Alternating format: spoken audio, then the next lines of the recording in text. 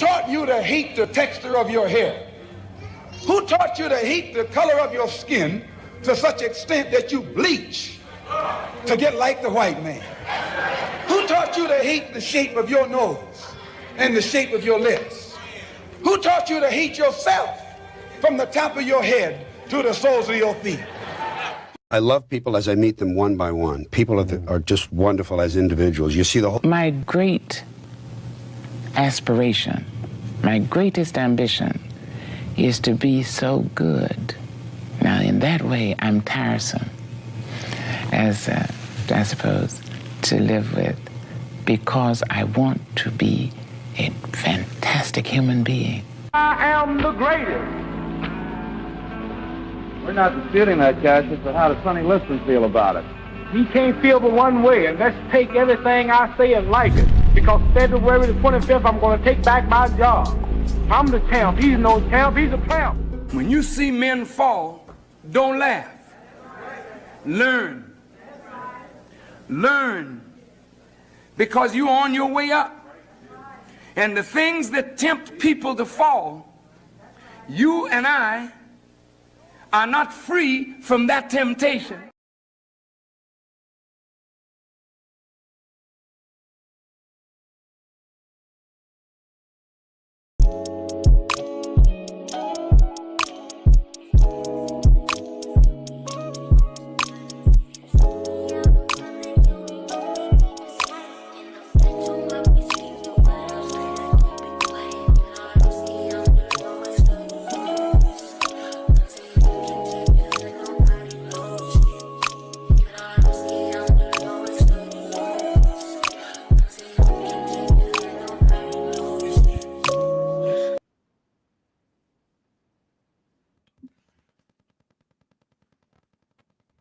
Yo, what up? Down the Marco.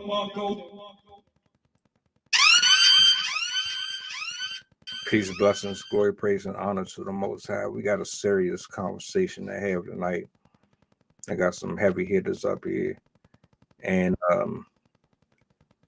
I'm excited. I can't wait to hear what everyone has to say on this. It's not very often we get to all assemble like this, so I take this very, very personal. You know, some of these individuals you're familiar with, some of them you aren't. But by the end of the show, I hope and pray that you get a chance to connect with them on a deeper level. You know, shout out to my writers, poets, content creators. You know, I got to give my flowers out before I do anything else. I'm going to bring up my guest, my co-hosts. I'm going to let them do their intros. And we're going to get into tonight's discussion. So get comfortable, grab you something to drink, and let's get into it. Let me bring everybody up real quick.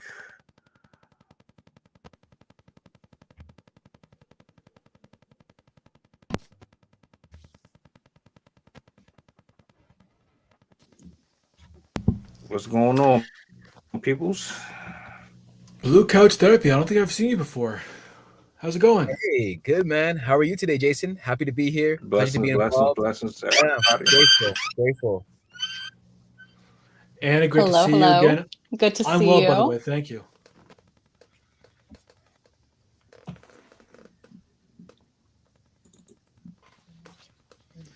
This is going to be a good one, man.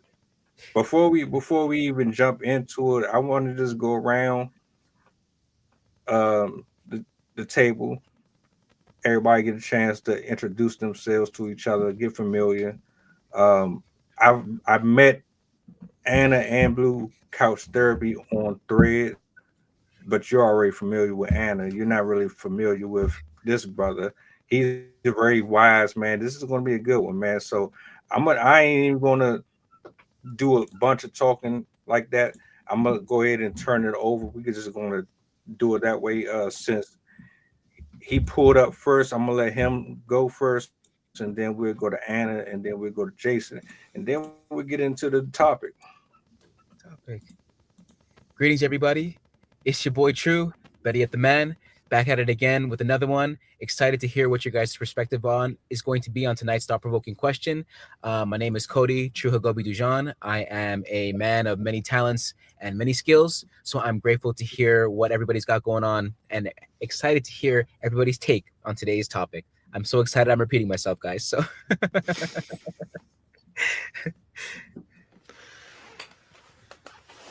It's all good. It's all good. My name is Jason Matthews, and I'm a regular on the podcast every Tuesday and Thursday. My less than desirable face shows up and darkens the doorstep of everyone who has a certain belief, and I challenge those beliefs and shatter them because that's just what I do. I'm really good at that. My background is in psychology as well as behavioral analysis. I currently am in the end processes of writing a book called The Leading Man, that talks about how men were born to be leaders and how getting back to that is going to promote the sustainability of survival of humanity, and many more initiatives coming after that. It's definitely part of a huge, a very large desire that I have to see people succeed. So that's about me. All right, and I'm Anna. I would say I'm just, a ghost. I usually just like to stay in the background, but I do have a story and I, love to share it. I don't have experience as in like education wise with this topic, but I have life experience. So I guess that kind of qualifies me. I have an autistic daughter, so I'm a stay-at-home mom, taking care of her. Also a cosmetologist, so I got that love for the beauty stuff. So yeah, that's me.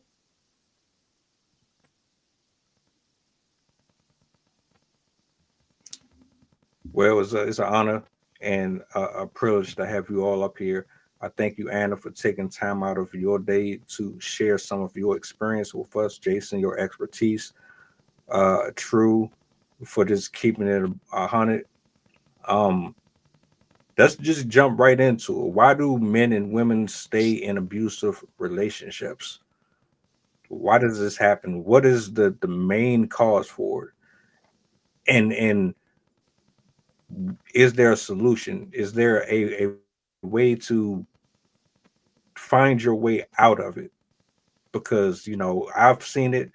I think we've all been in this space before, where we've dealt with someone and our emotions or our feelings took precedent over our well-being or our health, vice versa, and so we would stay longer than we should. um let's start with Anna, since she's the lady of the evening. I want to let ladies go first.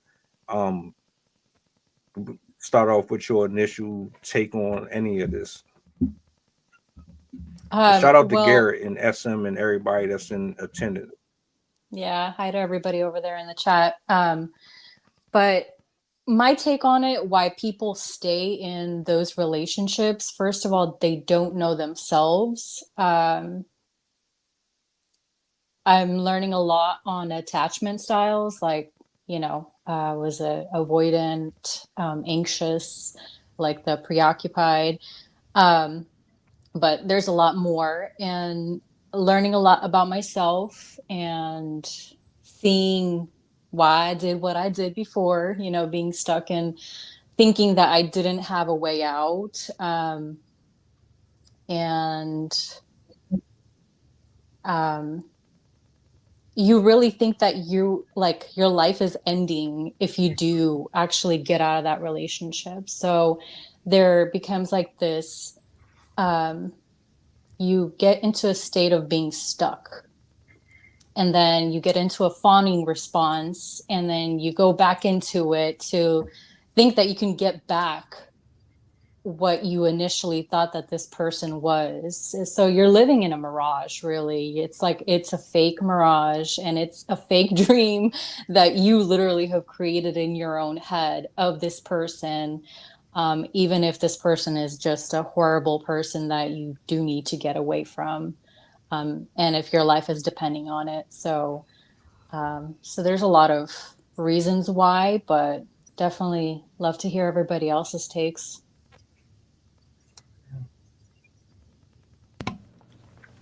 So, Mel, we go in reverse order from Anna, go to myself, then to Blue Couch, then back to you. Yeah. All right, cool. So, people stay in abusive relationships. Partly, I agree with Anna; they don't know themselves. But there's also another component to it. Sometimes they feel like they don't have any other option, where they stay because they feel trapped. And this is probably one of the worst feelings to go through, is the feeling of being trapped. Being trapped is what causes more trauma in adults than anything else that people experience.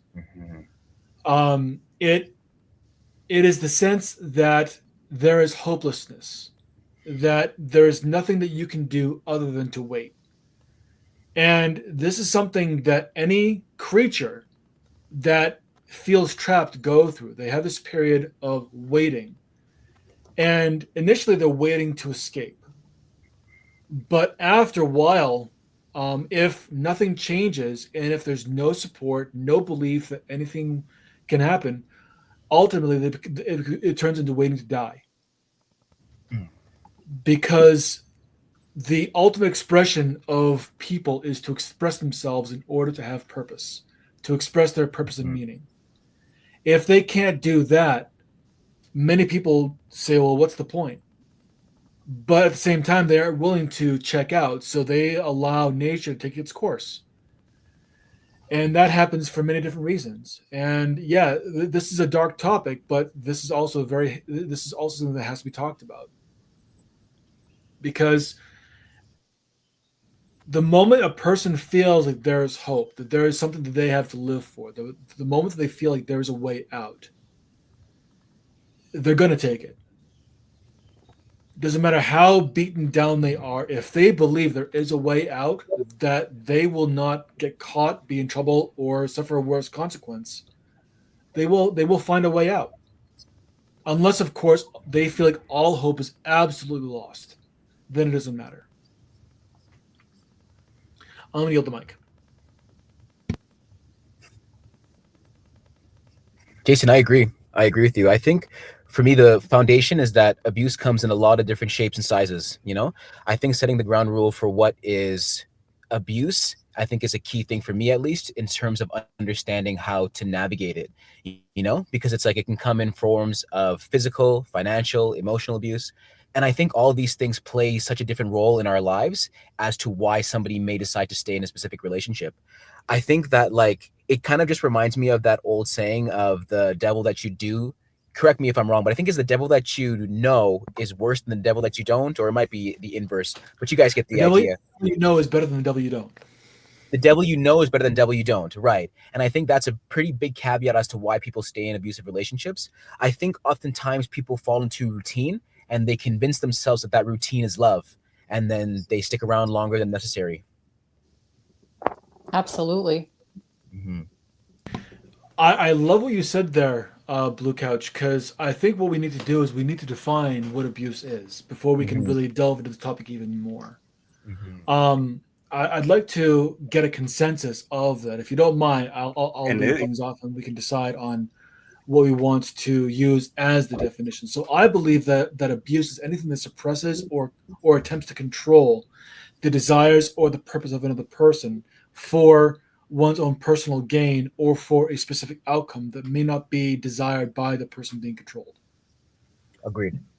Right. I think you kind of wrapped it up all. Yeah. Okay, cool. That was easy.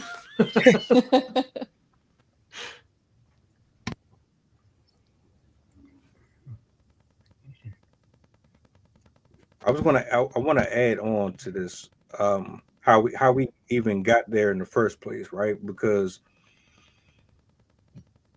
the signs are to me, the signs are they're pretty prevalent, but for whatever reason we ignore them Mm-hmm. because what we see is like, well, I can let this go. Maybe it's not that big of a deal.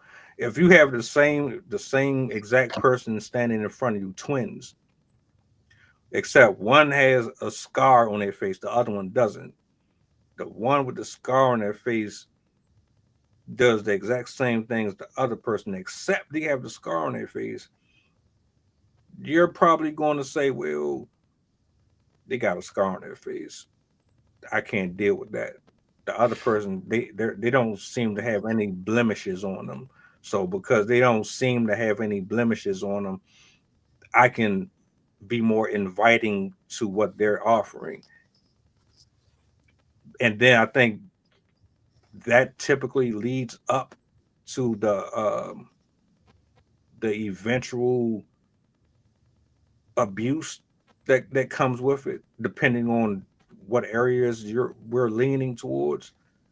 Because, like Blue Couch said, there's different layers to it. There's mental and all of these other um, pockets that you can go into. But at the end of the day, I think all of them have their own signature and their own impact on a person, especially if you manage to survive it. Becoming a survivor of this type of abuse, I applaud it. But then also in the same token, you have to have some sense of empathy towards that. Me personally, I would. I don't think a lot of folks would care too much because it's like, well, what they got to do with me, you know? But I'm probably straying off a little more than I should. But I just wanted to kind of go from how it typically starts to how we end up here in the first place. So I yield the mic. To you, Anna. I believe that when people start a relationship, can you hear me? Yeah. So when people start a relationship, everybody goes into it for their own reasons. And, some people have very controlling, manipulative, like for instance, a narcissist, right? They have their own little itch that they want fulfilled. And so they see a woman that has particular, you know, characteristics or traits that they like, but they don't have, and they want what she has. I mean, this can go both ways, this man, woman, because there's plenty of narcissistic women too. But it's the relationship starts like that, but then slowly you will get chiseled away. The I would say there's always one person that will become like the aggressor, right?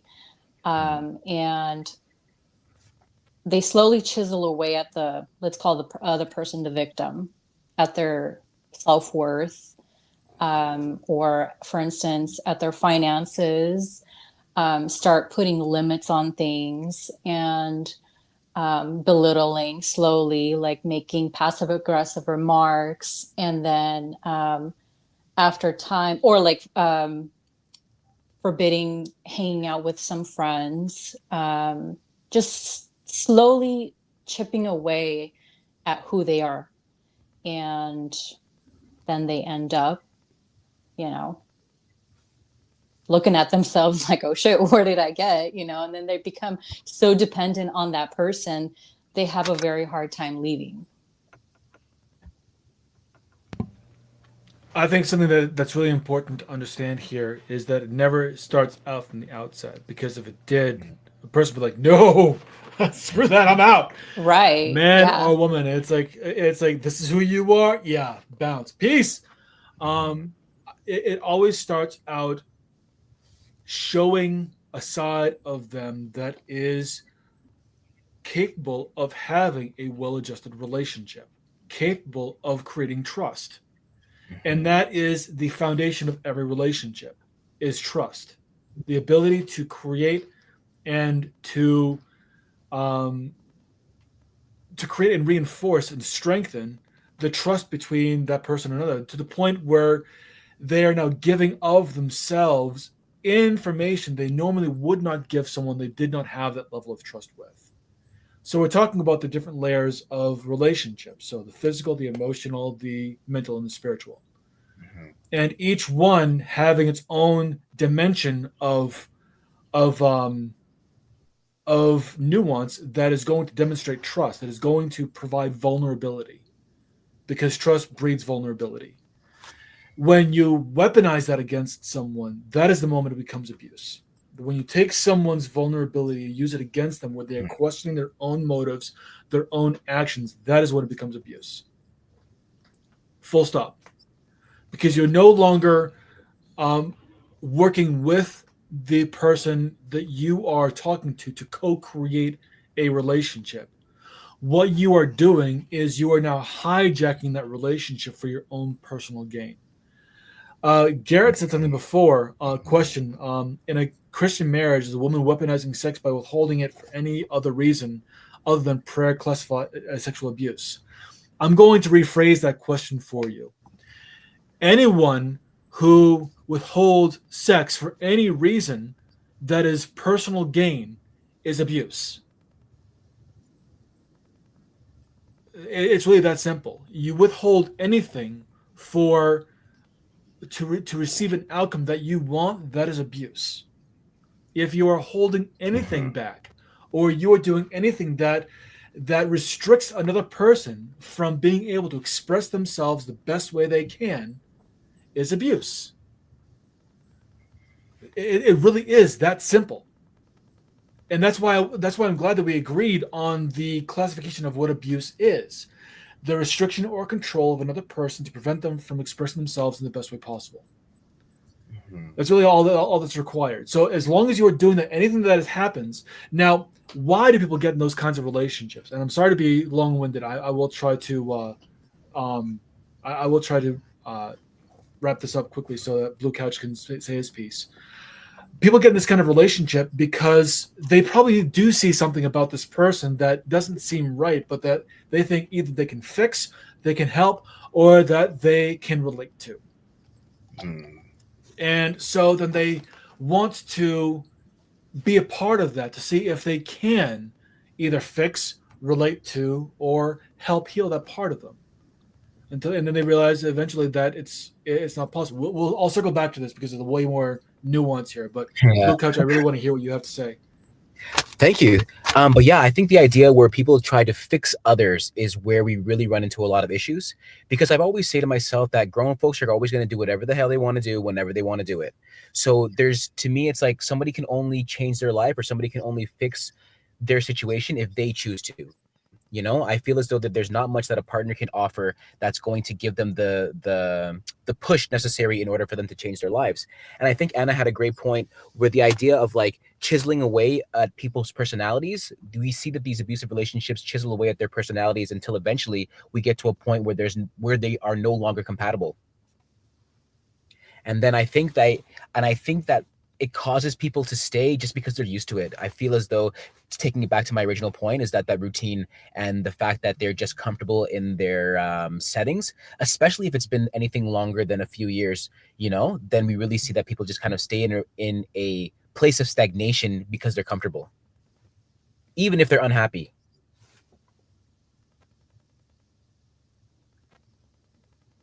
Go back to something we was talking about. What was it, yesterday? I don't know if it was yesterday or the day before. We were kind of speaking about it, and I was bringing up Will Smith and Jada Pinkett, how they gave her the title of succubus. They called her a succubus and they basically said that he was codependent on her because he was so used to how she pretty much beat him down in all aspects, to where his low self-esteem feeds off of her extracting from him, and she feeds off of his spiritual energy and all his stuff. Is like a weird, sick, twisted game of I get this from you, you get this from me, and even though I'm not happy, at least I have somebody. As long as I got, as long as I got somebody in my bed, I'm okay. Even though I don't really sleep well at night, even though I'm not making the best decisions out here in the world, I have someone, and that's scary. That's very scary to feel so, especially if you're a celebrity or someone with status, and you feel as though, just in general, you feel as though you're not important or you're not significant within that partnership, to where you would rather just settle for crumbs in order to have somebody around. I would wonder or ask, how many times have someone come to your aid or tried to talk to you, tried to have conversations with you, and then you pushed them off and you rejected them because what they were telling you was the truth, but you got offended by it because you knew it was true. You just didn't know how to go about removing yourself from the problem. I look at both parties as a problem in this. One, because the one who is being abused, the one who's being abused, they didn't, or they haven't figured out a way to cultivate a healthier lifestyle for themselves, to build confidence, to understand that there's something out here for you that's worthwhile, that will take care of you, that will treat you the way that you need to be treated, that will love you the way that you want to be loved. Your self-esteem is so shot that you basically will allow any and everybody to kind of just walk over you and do whatever they want to you, and you get some weird sense of satisfaction out of I'm trying to pin it down to where I'm going with this. It's like torture. It's like a sick fetish, if that makes sense. I'm gonna yield the mic though. Mel, I want to highlight what you said about being a codependent, because I don't know about Jason because he's more on the professional side of this. But me personally, I have noticed that people that are the ones that do get abused, they have more of a codependency to them. Like there's just something that creates that give and take. So it's not just Will and Jada like situation, but more on a deeper level, between the abuser and the codependent. There's something that fuels it. Like, for instance, the codependent thinks oftentimes there's like a drug addict or a alcoholic, and they think that they constantly can save them, or but the thing is they actually fuel that because they don't get to the point of removing themselves. So they kind of feed the monster too at the same time. So It's funny because when I was still learning about human behavior, shout out to Chase Hughes, one of the best instructors on human behavior I've ever had. One thing that he talks about is one of the laws of human behavior is that everything happens for a reason. People won't do anything unless there's a reason to do so, even if the reason is false or imagined. And one thing that I talk about in my book is that there is a reason why people get into bad relationships. There's a reason why people get into bad leadership positions. There's a reason why especially men, because it's a book about men, don't lead effectively. And I classify them as wounded archetypes. These are the behaviors that people, that specifically men exhibit, that get them into trouble with relationships or otherwise. And two of them I find are responsible, especially for intimate relationships: the white knight and the nice guy. The tyrant to some degree, but I find that the lone wolf, which is the fourth type, is one that tends to shy away from relationships in general and will sabotage relationships. But the white knight is the one who will sacrifice of himself in order to satisfy a relationship. Very much codependent vibes. The nice guy is going to avoid conflict as much as possible to make sure that everything stays on the level, on the surface at least. Again, very codependent vibes. The tyrant is more of the abusive style. This is the one that wants control and is going to seek out behaviors that will create control. So, and then the lone wolf is gonna be like, you know what, I want to be in a relationship, but if I notice anything that's going to even feel like you're either controlling me or that you're being needy, I'm out. And so their abusive type is abandonment. They all give abusive types. They all create abuse in some way because they are wounded themselves. The whole adage, hurt people hurt people. There's a reason why that exists, because every single time that you are in a relationship with someone who has been hurt, and this includes you, if you are a hurt person in a relationship, you are going to cause damage. It's unavoidable because all you know is the damage that you've experienced, and it needs to go somewhere. You don't want to hold that in. So the only way out is to give it to someone who you feel like you can trust, who you feel comfortable opening up to. And then opening up just happens to open up Pandora's box. I yield the mic.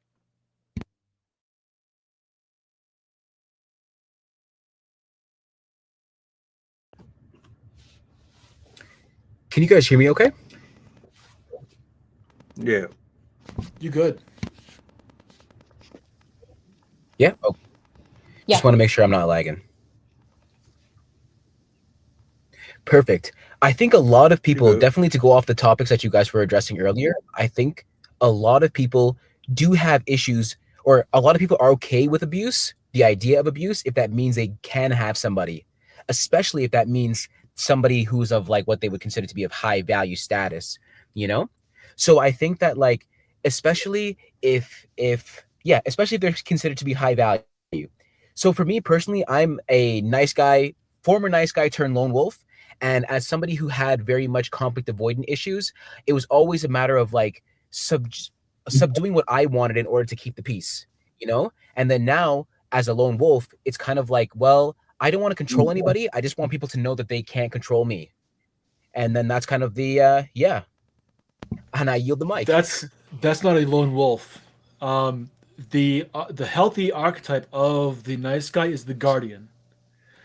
The guardian is one who is going to they're the most likely to actually hold up good boundaries, because once they've discovered what healthy boundaries are, they don't want to go back. So they're not going to necessarily. So the lone wolf is someone who is going to rebel against relationships. They're either going to feel like an exile. They're going to feel like they have to. So there are three levels: the escapist, the exile, and the rebel. The escapist is going to use either their own thoughts or different ideas or tools or strategies in order to escape from reality into a fantasy world. The exile is going to feel like they have a self-imposed loneliness. Think of like an incel. Then you've got the rebel, who is going to actively rebel against relationships as a way of proving they don't need them. Conversely, what a guardian is going to do, the opposite of the guardian, the feminine archetype of the guardian is the companion. So when you're looking at a guardian, what you're looking at is someone who wants to uphold the values of relationships. They want to find someone that is going to provide them the that's going to provide them the kind of stability and security that they're looking for, and at the same time, someone that they can celebrate and that they can really enjoy building a life with. Interesting. Thank you for the clarification.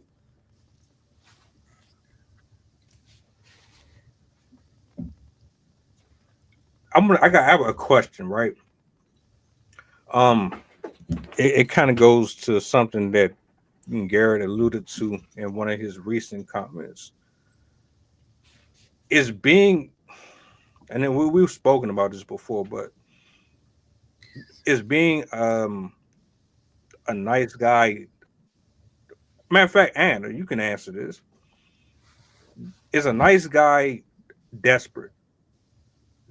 Do they come off desperate to you? Do they give you the impression that they're basically just going out of their way to make themselves seem like they're a perfect candidate just because their options are very, very little, and they have to compete with guys that might be better fits for you or women in general? Does that come off as desperate to you? Honestly, no. The problem that we have with a lot of women is they don't want the nice guy, they want the bad guy, you know? So, especially depending on how they were raised, how they were conditioned, what they saw within their own family. So, when they see a nice guy, that's kind of like an alien to them because they're not used to that. So, they gravitate to what's familiar to them. So, you know, if they saw an abusive father, they think that's what love is. So, nice guy comes along, treats them good. They will start problems for no reason, you know, to push the nice guy away because they just want what they're conditioned to. That's just my opinion. So, nice guys are not nice at all. Because they exhibit. I'm going to be giving away all my secrets from my book. That's okay. So, within each of the wounded archetypes, there are a series of 5 behaviors that they all exhibit. I use the acronym SHADE. Stands for secretive, hollow, antagonistic, divisive, and evasive. And the nice guy is notoriously secretive. And secretiveness is a cascade. It starts the cascade of many different behaviors that are, none of them are good. So think of someone who is not willing to communicate, not willing to share what's going on with them. They hold back information because they think they're sparing someone of emotional difficulty. When really what they're doing is they're building up a powder keg of something that's going to explode into something much worse they can't control. And now what they've done is they have built resentment with their partner, which is why they're not nice, because they don't allow for communication, which builds up that resentment and disrespect, leading to emotional and other kinds of abuse from their partner. So also because they are not willing to be assertive, which is the opposite of antagonistic, they come across as being very passive aggressive. And this passive aggressive behavior, again, is not very nice. It becomes backhanded comments. It becomes the kind of behavior of like, you're going to wear that. It has very much a double meaning, none of which seems good. They don't communicate very well, and so they don't allow for a lot of trust to happen, which creates hollow relationships. Relationships that seem like they're good on the surface, but have no real depth. They have no substance in the middle. It's like it's all hollowed out.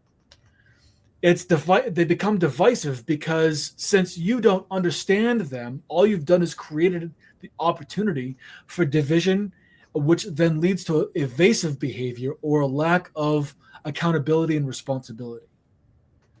And any one of the 4 archetypes that you look at are going to have this in some sort of way. are going to exhibit shade behaviors in a way that you can really identify with. Same with the white knight, same with the tyrant, same with the lone wolf. They all exhibit shade behaviors, which is what makes them so insidious. Because on the surface, you think that the rebel, or which is a form of the lone wolf, is the bad boy, when really he is a bad guy, not someone that you should ever be messing with at all, because he's gonna break your heart in all the worst ways, because he's not gonna give a shit. He's gonna go out of his way to prove that he doesn't need you. The white knight is going to smother you, and the tyrant is going to be someone who tries to control you, all because they are trying to keep you from seeing the parts of them they desperately don't want you to see. I yield the mic. I can attest to this. Just saying. Jason, I'm excited to read your book, man. Can't wait. Can't wait to get a copy. Yeah, right? Is it almost I was ready? thinking the same thing. Yeah, brilliant analysis. Thanks. Because Yeah, I'm just working on the introduction and the epilogue. amazing. I've already done all the edits. So once those are done, I'm gonna start doing a pre-release to certain people, and once that's done, I'll be publishing it on Amazon. Looking forward to the read. I do have to agree, man. I think the nice guy's fake. The nice guy is a fake, and like you described it perfectly, he's hollow. The relationships that they create are hollow. And I also find that, like, as a former nice guy, I was caused me to be very defensive and deflective, because I was not really, I guess, like, it comes back to the idea of the hollowness. For me, I think it delved deeper into my fear of abandonment issues. So it's kind of like, as a nice guy, you're not setting boundaries because you don't want to feel as though you're going to get in trouble, or you don't want to feel as though your voice is not being heard. But then it's like, instead of saying your truth, you again become passive aggressive, and you become deflective, which is ironic, because if you say how you really feel, people will respect you more than if you just go along with the flow, and then eventually one day, like you said, build a powder keg of resentment that one day it's either going to explode or implode. And I yield the mic.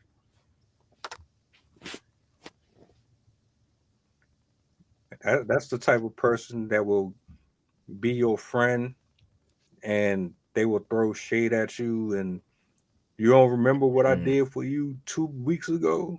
You don't remember when I did this. You don't Man. remember what I did that. They fake happy for you when you meet somebody, or you get into another relationship that's not them, and they cover it up. Everything is smooth and good at the beginning when they ain't talking to nobody, but the second that you decide that you want to start branching out and dating and this, that, and the third, that's when you start seeing those little jabs coming at you. Like, damn, where did this come from? Oh, you just hit me in my eye. What was that about? So I think that is definitely a form of abuse. You don't necessarily have to be in a relationship to be the recipient of it.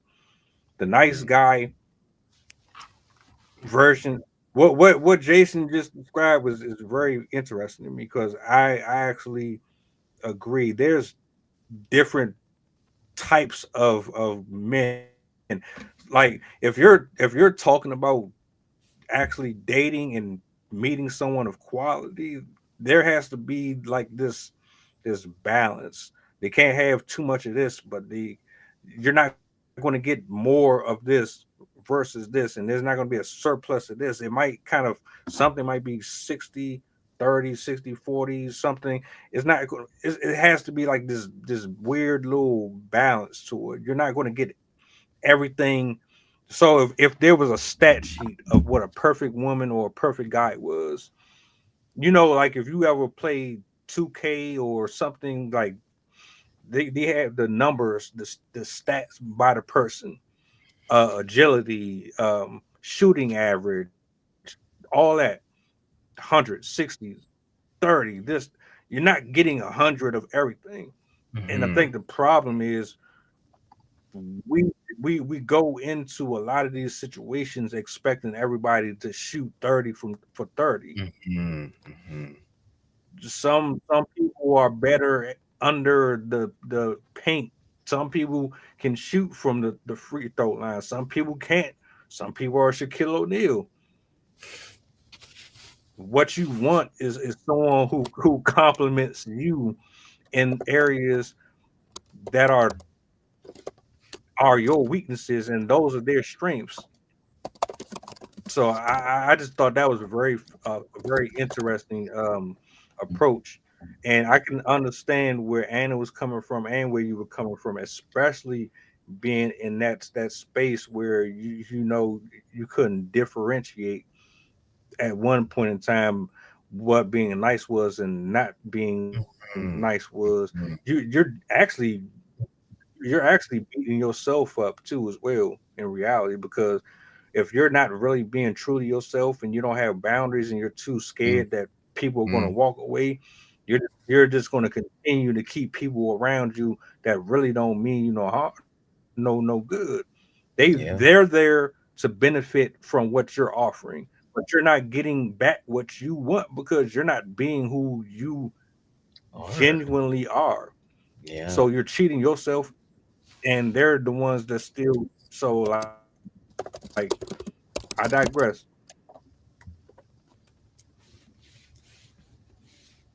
If I may jump in, man, then that whole nice guy syndrome, it makes you feel like you're wearing a mask where you don't get to express your true self.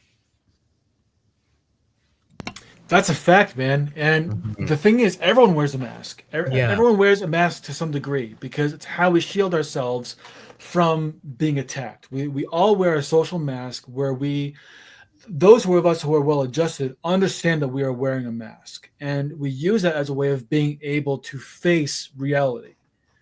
And when we find people that we can connect with, we allow that mask to slide down so others can see who we really are. The problem is that many people don't know if they're wearing a mask, or they try to convince themselves that they're not wearing a mask. But the mask they're wearing is actually their actual personality. And this is where a lot of cognitive distortion comes in, because these people don't know their ass from their elbow. They've forgotten who they really are. And they have bought into this myth that who they're showing is who they are. These people are fake as F. And it's sad to see. And unfortunately, those who have been through the ringer, who have actually gone through the steps of really finding out who we really are, can actually attest. I have to say that, Blue Couch, the moment you came on, I could tell that you were someone who had done the work. I could tell just in the way that you carried yourself that you were someone who did the work. Thank you. And it's because like recognizes like. When you are someone who have done the work, you recognize when others have done the work as well. And that has got to be the most, as a man, when I see a woman who has done the work, it's the most attractive thing. And I imagine that the same is true for women when they see men who have done the work. They have matured in such a way where they show for who they really are. Lone wolves understand that they are explorers at heart, and what their job is to really understand how to push the boundaries of reality in order to show what they have found so others can benefit from those discoveries. Tyrants become rulers who are able to lead others in a very structured and organized way that becomes the best way of being able to live. Champions are white knights who have learned how to advocate for others in a way that lets others feel like how they are important, how they can also be seen as someone of worth. And guardians are those who are nice guys who have found that the boundaries that they can create uphold the values that are important in order to live a good life. That's an amen to that. I went up on a tangent there. I apologize. No, man, it's great. Incredible. I actually wanted to bring up people pleasing because that is a huge thing that goes into that, the people pleasing. And then you start, like, for instance, me, I didn't know my own boundaries that I could actually say like, no. Like, I didn't know that no was actually a whole sentence. So I would go into the people pleasing, and then I would start resenting that person. because I knew that they were using me, but I didn't know how to stop because I was that nice girl. I'm just trying to help you out. I'm just trying to help you out. But then in the end, I was completely depleted. And I honestly hated this person by the end of the relationship. So I think the people pleasing is kind of more so what got me to that point. So I'm gonna blow your brains a little bit. please do. People pleasing is actually the biggest disservice you can give to yourself. The reason why is because the word no. If you've ever read the book "Never Split the Difference" by Chris Voss, excellent book. He talks about how the word no is one of the most it is one of the best exhibitions of self-control that you can provide. Reason being is that it provides the space necessary to take control of your situation. If you are unwilling to say no, it's because your life is completely out of control. And you have no way of being able to create any kind of semblance of control. And so you'd rather give someone else the authority to dictate your life because you feel like you are incapable.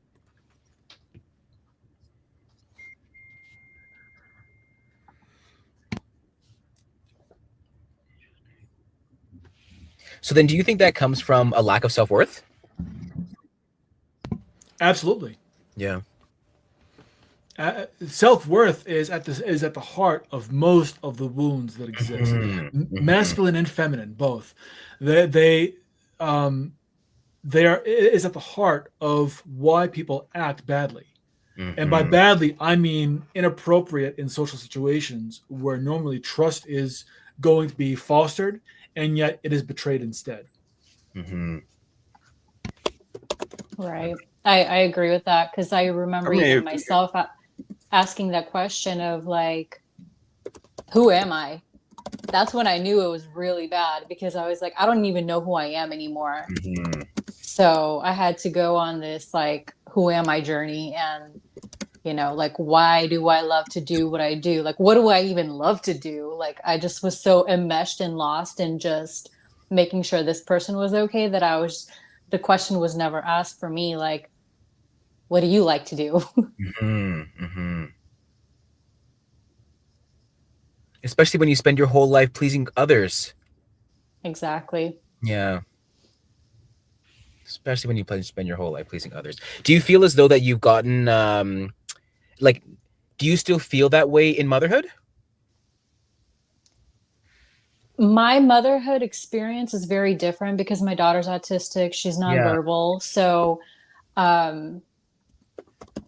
she's like my body. She's like a second body because I do everything for her. So it's, I don't know.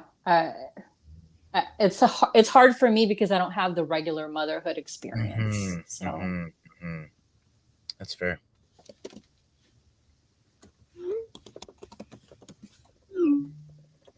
You'd be surprised at what happens to you when you really don't have any confidence or you don't have an identity. When you're completely just spread all over the world and your eyes are in everything and anything that is available to you, that can really suck the life out of you. It'll suck the joy out of you. It'll suck your personality completely down to a wilting flower. You'll just be. But this is like something that's tossed in the sea. A double-minded person, when you're double-minded, you pretty much fall for anything. You on both sides of the fence. You playing both. Like there's no winning. That's why I don't even see the point of even trying to be like yes sir and yes ma'am and yes this and yes that when you're making yourself miserable. Like if you really want joy, you really want peace, freedom, happiness, and all that, it's not going to be comfortable. it's not always going to be Right. comfortable. Some of these situations are going to force you to really stand for something, and then you're going to have to expose the truth for what it really is, and watch as the people that you're interacting with reveal their true nature. And then you're going to have to make the decision: is this what's best for me, or am I ignoring what I know is to be right by keeping them around? Sometimes you're just going to have to stay away from people for a while, and get your stuff in order so you can figure this out, and stop being so quick to have everybody in your life. Everybody ain't meant to be in your life. So one thing I I know need you. I to know you got but a few minutes, bro. right. I just want to say one Go quick ahead. Go thing, ahead. and then I'll yield the mic. Garrett, what you said is actually incorrect. That saying no sends a clear message that you are in charge. No one is in charge of another person, and this needs to be really hit home. Authority is not taken; responsibility is taken. Authority is given, and this is something that you must understand. Authority is given, responsibility is taken. You can be responsible for yourself. You cannot be responsible for another person. You can be responsible to others. And that is the authority that's been given to you. But you can only be responsible for yourself. Preach. Yeah. Can I actually, before you go, there was another thing that Garrett had said. And for me, it was, I needed a moment to cool off from it, but we can revisit it. It was, if you decide to commit to someone, then you get all of them for better or for worse. They made their bed, they get to sleep in it. Before committing, they should have taken the time to do their homework. I highly disagree with this because some people put on such a good face, and you really only get to know them after you marry them. Like for me, I'm a DV survivor. Nobody knew. I hid everything. I hid all my bruises because I didn't want anybody to know. So um, I would never recommend for anybody, because I heard that so often said to me, you made your bed, now sleep in it. Because I was in a church, I wasn't supposed to be leaving him, but I said, I don't care what y'all say. I'm not staying in this. So for me, that's kind of triggering to hear that, because nobody should tolerate abuse in any form. 100% agree. 1,000% agree. Agreed. Yeah. And even that, on my final point, I think that we never really know anyone. You know, I on this journey, because I'm even on this path of isolation right now, as I'm getting in tune with my inner self, is that like you never really know anyone. You know, we spend all this time, and like we talked about routines and this idea that like, okay, you know, we've been together for this amount of time, so I know she wants to eat this, or I know he wants to eat this. But at the end of the day, it's like we all are wearing masks, you know, and at any moment the mask could come off, and then there could be a completely different creature underneath it that we have no idea, you know, which was not what we signed up for.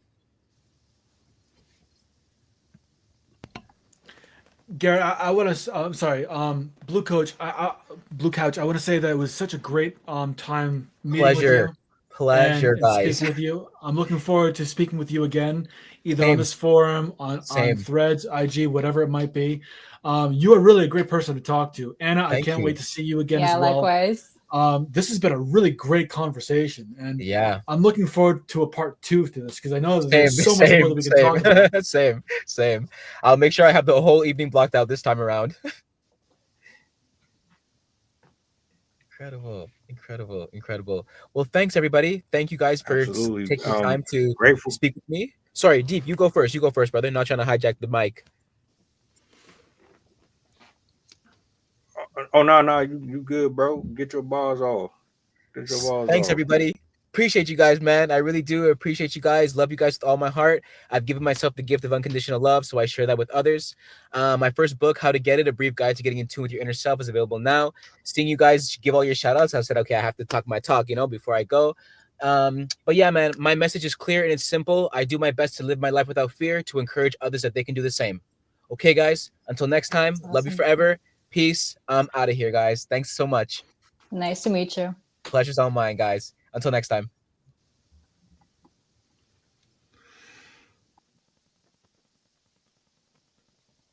What a rousing It conversation. was dope having them on. Shout out to yeah. Yeah, that was great. Shout out to Blue Couch Therapy. Closing out, is there anything that you want to share with the people? I give y'all the floor, Um, speak from your heart. Anything you want to say? Well, one thing I agree with Blue Couch Therapy, what he said, was you can't give love if you don't have it. So you got to work on yourself, love yourself, do things that make you happy, and let it flow from you. Um, so that's my closing statement. Thank you for having me on again, Mel. I appreciate it. And Jason, always, like I say, free therapy for everyone. I'm looking forward to reading your book. So Thank you. Thank I you. need to email you. I have your email. Excellent. Yeah. So for closing, the only thing that I would say is I would definitely parrot what Blue Couch Therapy said, that self love is absolutely important. Until you begin to understand yourself, you give yourself the gift of self awareness. Nothing else is possible. You have to be aware of what you are lacking in, where you shine, and how you can balance those out so that you show yourself as being a well-adjusted human being, because you become well-adjusted. And the moment that you become someone that other people want to pay attention to is the moment that you realize that you are someone that has done the work. And doing the work is the most important thing, because that is what will get you to where you want to go.